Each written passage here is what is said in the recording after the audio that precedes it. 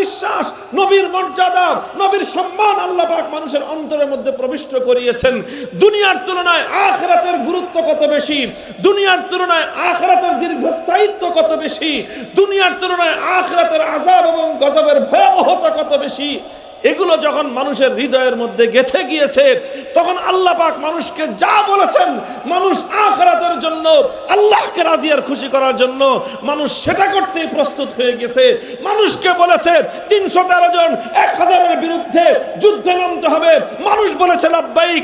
আল্লাহ বলেছেন 700 মানুষকে 3000-এর বিরুদ্ধে জীবনের ঝুঁকি নিয়ে লড়াই করতে হবে, সাহাবায়ে কেরাম বলেছেন লাব্বাইক। তাদেরকে আল্লাহ বলেছেন 2500 মানুষ 3 লক্ষ সৈনিকের বিরুদ্ধে লড়াই করতে হবে, তারা বলেছেন 2500 মানুষ 3 লক্ষের বিরুদ্ধে যুদ্ধে নামলে সর্বোচ্চ আমরা শাহাদাত বরণ করব, আর শহীদ হয়ে গেলে তো জান্নাতে যেতে পারবো। সুতরাং আমরা 3 লক্ষ নয় 3 কোটি মানুষের বিরুদ্ধেও 3000 মানুষ যুদ্ধ করার জন্য আমরা প্রস্তুত। এগুলো কেন হয়েছিল? কারণ সর্বপ্রথম আল্লাহ পাক মানুষের বিশ্বাসের পরিশুদ্ধতা দান করেছেন।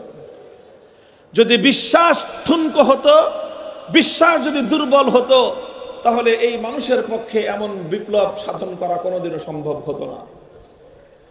এই জন্য মনে রাখবেন, ইসলাম যে বিপ্লব সাধন করেছে বিশ্বব্যাপী, পৃথিবীর এক প্রান্ত থেকে আরেক প্রান্ত পর্যন্ত কালেমার পতাকা উড়েছে, সারা দুনিয়াতে শান্তির রাজ কায়েম হয়েছে, সারা দুনিয়াতে শান্তির শামিয়ানায় বিশ্ববাসীকে ইসলাম স্থান দিয়েছে।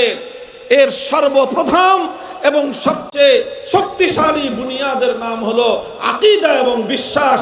সুতরাং ইসলামের সকল আমলের গুরুত্ব এক পাল্লায়, বিশ্বাস এবং আকীদার গুরুত্ব আরেক পাল্লায়।